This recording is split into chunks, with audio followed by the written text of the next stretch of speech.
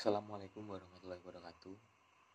Selamat pagi, selamat hari Kamis, selamat menunaikan ibadah puasa bagi teman-teman yang menjalankan. Senang sekali bagi saya bisa berjumpa lagi dengan teman-teman dalam pembelajaran bahasa Indonesia pada kesempatan pagi hari ini. Sebelum kita mengawali pembelajaran kita pada pagi hari ini, alangkah baiknya kita mulakan dulu dengan membaca doa bersama-sama. Untuk itu berdoa dipersilakan. Berdoa cukup. Baik, bagaimana kabar teman-teman semuanya? Baik semuanya kah? Syukurlah, ada yang tidak berangkat pada pagi hari ini? Ada? Baik, lebih baiknya saya presentasi terlebih dahulu saja ya. Ya, Abigail Mananda hadir. Ya, hadir. Arkana Zulkarnain hadir. Ya, hadir. Campa Sasmita hadir. Darus Median hadir. Ya, hadir. Siapa lagi? Diana Aju tidak hadir. Sakit. Oh ya. Pepi Arinto hadir. Ya, hadir. Siapa lagi? Zaid Alam hadir. Ya. Hanya satu yang tidak berangkat ya. Semoga kita doakan teman yang tidak berangkat hari ini lekas sembuh. Baik. Ya, pada kesempatan kali ini kita akan belajar KD 3.3 dan 4.3, yaitu mengidentifikasi informasi pengetahuan dan urutan kejadian dalam teks eksplanasi secara lisan ataupun tulisan, dan mengkonstruksi informasi pengetahuan dan urutan kejadian dalam teks eksplanasi secara lisan dan tulis. Lalu sebuah komentar dari saya untuk menyinggung sedikit mengenai materi yang pernah kita lewati, yaitu teks prosedur, dan materi yang akan kita pelajari hari ini yaitu mengenai teks eksplanasi. Masihkah teman-teman ingat pada pertemuan sebelumnya teman-teman pernah belajar mengenai teks prosedur? Mudah bukan belajar prosedur teman-teman? Sudah barang tentu teman-teman masih ingat karena pembelajaran itu belum lama kita pelajari. Dan saya ingin tanya sama teman-teman, menurut teman-teman, apakah ada hubungan apa yang pernah kita pelajari yaitu berkenaan dengan teks prosedur dengan apa yang akan kita pelajari hari ini yaitu berkenaan dengan teks eksplanasi? Ada atau tidak? Ada yang bisa bantu jawab? Ya, Venta, silakan. Iya, kata Venta, keduanya sama-sama teks. Ya, betul, tidak keliru. Memang teks prosedur dan teks eksplanasi sama-sama teks. Tetapi bukan itu hubungannya akan kita cari dalam hal ini. Nanti pada materi selanjutnya kita akan bahas itu. Dan sebuah komentar dari saya bahwa pengertian teks eksplanasi merupakan sebuah karangan yang berisi penjelasan-penjelasan lengkap mengenai suatu topik atau fenomena berkenaan dengan suatu peristiwa yang terjadi dalam kehidupan sehari-hari di sekitar kita. Nah, ini sebagaimana teks prosedur, teks eksplanasi juga memiliki tujuan. Tujuan dari teks eksplanasi adalah untuk memberikan penjelasan sejelas-jelasnya kepada para pembaca agar paham atau mengerti tentang suatu fenomena yang terjadi di sekitar kita. Itu adalah suatu pengantar dari saya agar kita bisa belajar satu persepsi seperti itu. Ya, lalu apa sebetulnya materi yang akan kita pelajari hari ini? Ada dua, teman-teman. Pertama, pengetahuan dalam teks eksplanasi, dan yang kedua, urutan kejadian dalam teks eksplanasi. Lalu apa tujuan pembelajaran kita pada hari ini, Pak? Oh ya, tentu ada. Setelah mempelajari kegiatan pembelajaran pada hari ini, kalian diharapkan dapat mengidentifikasi informasi dan urutan kejadian dalam teks eksplanasi melalui teks eksplanasi yang teman-teman dapati secara lisan ataupun melalui tulisan dengan cermat dan teliti. Baik, kiranya kita bisa langsungkan saja pembelajaran hal ini dengan masuk materi pada pengertian teks eksplanasi. Sebelumnya, apakah teman-teman pernah mendengar atau belajar atau bahkan mengetahui apa itu kata eksplanasi? Ada?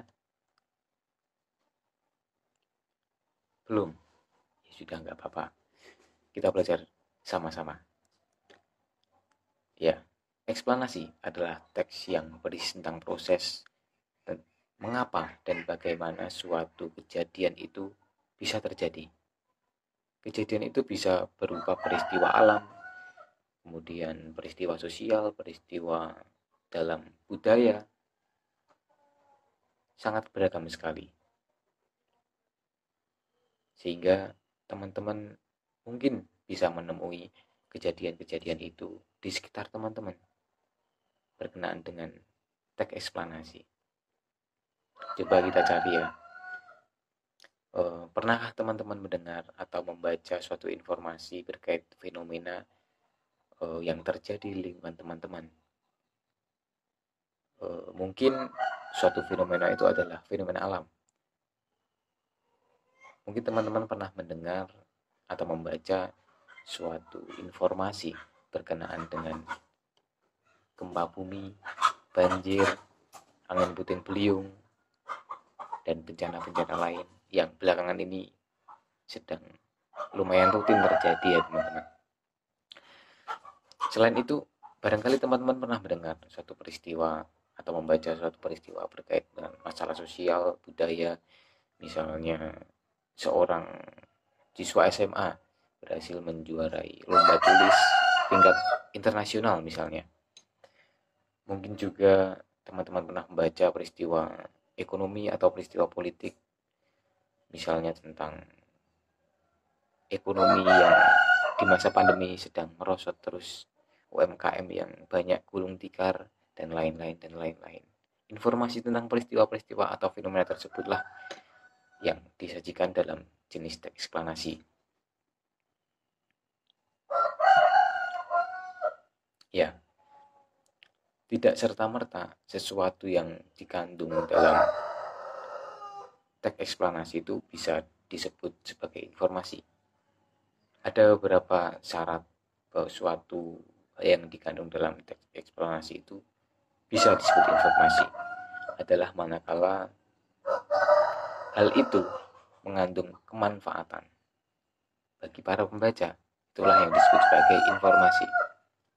Kembali lagi pada yang barusan kita singgung mengenai jenis informasi. Ada 4 jenis informasi yang umum dikandung suatu teks eksplanasi. Keempat jenis tersebut adalah 1. Informasi berdasarkan sifat. Lalu kedua, informasi berdasarkan kegunaan. Ketiga, informasi berdasarkan bidang kehidupan. Dan yang keempat, informasi berdasarkan wilayah atau lokasi.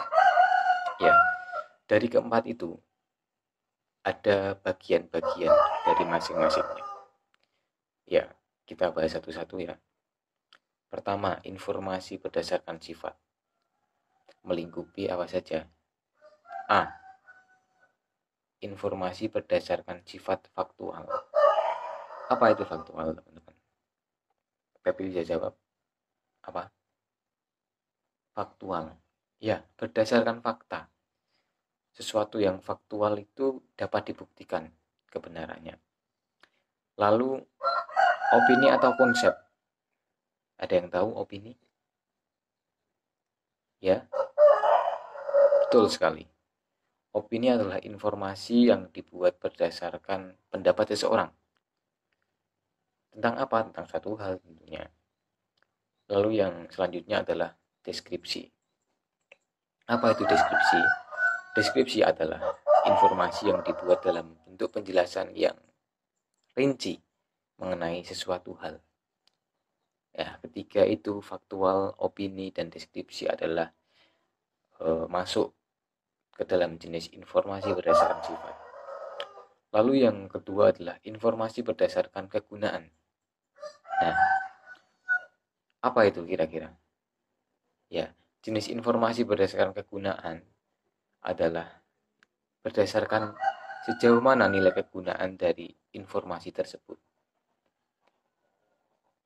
Ada dua jenis informasi berdasarkan kegunaan, yaitu satu, informasi yang menambah pengetahuan atau wawasan atau insight seseorang ketika membaca informasi tersebut, dan yang kedua yaitu informasi yang disajikan dalam berbagai ragam bentuk ya. Maksudnya di sini adalah suatu informasi dapat disajikan dalam bentuk artikel, dalam bentuk diagram, dalam bentuk grafik, dalam bentuk gambar, dalam bentuk video, dan lainnya. Dapat dipahami ya sejauh ini ya? Baik, saya teruskan. Jenis yang ketiga yaitu informasi berdasarkan bidang kehidupan. Nah, maksud dari jenis informasi ini adalah sesuatu informasi itu dikategorikan berdasarkan bidang-bidang tertentu. Misalnya saja informasi bidang kesehatan, informasi bidang olahraga, informasi bidang bisnis, informasi bidang perdagangan misalnya, dan lain-lain dan lain-lain. Nah, yang penting dari jenis informasi berdasarkan bidang kehidupan itu adalah ada pembatasan di situ, ada kategorial di situ, sehingga antar bidang memiliki informasi-informasi yang berbeda. Ya, ada sesuatu yang khusus. Informasi kesehatan berbeda dengan informasi pendidikan, seperti itu. Lalu yang keempat yaitu informasi berdasarkan lokasi. Ya, maksud di sini adalah informasi dari mana asal informasi itu. Intinya itu. Apakah informasi itu berasal dari dalam negeri atau domestik, ataukah informasi itu berasal dari luar negeri. Nah, keempat tadi itu adalah jenis informasi di dalam teks eksplanasi. Apakah pada penjelasan ini ada yang ingin teman-teman tanyakan? Belum ada? Selanjutnya kita belajar menemukan gagasan umum dalam teks eksplanasi. Teman-teman sudah barang tentu tahu bahwa gagasan umum adalah jenis gagasan yang sering dijadikan sebagai pengembangan suatu paragraf. Gagasan utama letaknya bisa di awal, di akhir, atau juga di awal dan di akhir. Kita mengenal dengan deduktif, induktif, deduktif, induktif. Ya, itu adalah seputar gagasan utama. Selanjutnya, teman-teman juga akan belajar mengenai menemukan fakta penting dalam teks eksplanasi. Sebagaimana yang tadi sempat di awal saya singgung bahwa teks eksplanasi sebetulnya juga memiliki kesamaan dengan teks prosedur. Sebabnya dalam teks eksplanasi juga mengandung unsur menjelaskan suatu proses, menjelaskan suatu prosedur terhadap suatu fenomena yang terjadi. Hal itu sama sebagaimana yang dikandung dalam teks prosedur, maka teks eksplanasi memiliki kemiripan dengan teks prosedur. Ya, dengan teks tersebut, pembaca dapat memperoleh pemahaman mengenai latar belakang, mengenai proses terjadinya suatu fenomena secara jelas dan logis. Adapun teks eksplanasi menggunakan banyak sekali fakta yang menyatakan dan mengandung hubungan sebab akibat atau kausalitas. Akan tetapi sebab-sebab ataupun akibat-akibat itu dapat berupa sekumpulan fakta yang menurut sudut pandang penulisnya saja. Tetapi itu bukan suatu yang masalah. Sebab jika diartikan untuk KBBI alias Kamus Besar Bahasa Indonesia, fakta mengacu kepada sesuatu hal yang memang ada atau memang terbukti secara nyata, sehingga betul-betul terjadi. Sehingga secara umum kita bisa menyimpulkan bahwa fakta adalah sebuah kenyataan yang sebetulnya memang ada dan terbukti nyata. Lebih lanjut, teman-teman bisa mengetahui ciri-ciri fakta meliputi: 1. Mengandung sebuah kenyataan yang kebenarannya bisa dibuktikan. 2. Memiliki sumber data yang akurat, tepat, dan nyata, misalnya saja tempat kejadian, tanggal dan waktu kejadian, lokasi, dan lain-lain. Yang ketiga, mempunyai keterangan saksi atau narasumber yang bisa diuji. 4. Memiliki sifat objektif. 5. Kalimat faktanya dapat diuji menggunakan pertanyaan 5W dan 1H. Lalu yang ke-6, data informasi yang memang diambil dari kejadian yang terjadi sungguhan atau nyata. Dan yang terakhir adalah menjelaskan sebuah permasalahan atau kejadian yang telah terjadi. Kali ini teman-teman berkesempatan untuk berdiskusi dengan teman yang lain dengan membentuk 2-3 kelompok yang terdiri dari 2 atau 3 orang.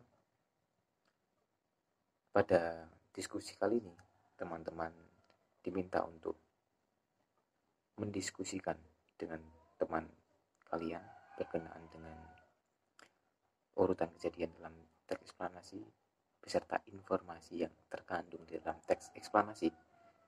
Ya, sudah teman-teman berdiskusi, teman-teman memiliki kesempatan untuk mempresentasikan hasil diskusi teman-teman di depan kelas. Ya, untuk itu saya berikan waktu 10 menit, teman-teman bisa berdiskusi lalu mempresentasikan diskusi dari teman-teman di depan kelas. Teman-teman bisa mencermati modul teman-teman. Di situ ada 2 teks eksplanasi yang menjadi bahan diskusi teman-teman. Silakan.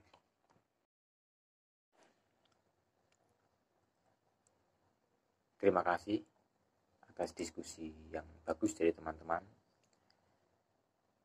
Baik, sebelum kita menutup pembelajaran pada hari ini, ada penugasan yang harus teman-teman kerjakan pada halaman 37. Teman-teman bisa membawa pulang dan mengerjakan itu di rumah. Untuk minggu depan bisa kita kumpulkan. Ya, dari hal yang kita pelajari hari ini, dari materi-materi yang kita pelajari, kita bisa ambil suatu rangkuman kecil bahwa pertama, eksplanasi adalah teks yang berisi mengenai proses mengapa dan bagaimana sesuatu hal itu bisa terjadi. Kedua, teks eksplanasi mengandung tujuan, yaitu 1. Menjelaskan fenomena yang terjadi, dan 2. Menjelaskan sebab akibat dari fenomena yang terjadi. Yang ketiga, gagasan umum dan gagasan utama dan letak-letak daripada gagasan itu ada di depan, ada di belakang, ada di depan dan di belakang. Dan yang keempat, fakta yang mengacu pada suatu hal dapat disimpulkan bahwa fakta sebetulnya adalah kenyataan yang berdasar pada kejadian nyata. Baik, terima kasih atas atensi dari teman-teman, keikutsertaan teman-teman dalam pembelajaran pada hari ini. Apabila ada tutur kata dari saya yang kurang berkenan di hati teman-teman semuanya, saya mohon maaf. Saya cukupkan terlebih dahulu pertemuan kita pada pagi hari ini. Salam, semoga teman-teman senantiasa sehat dan bahagia. Assalamualaikum warahmatullahi wabarakatuh.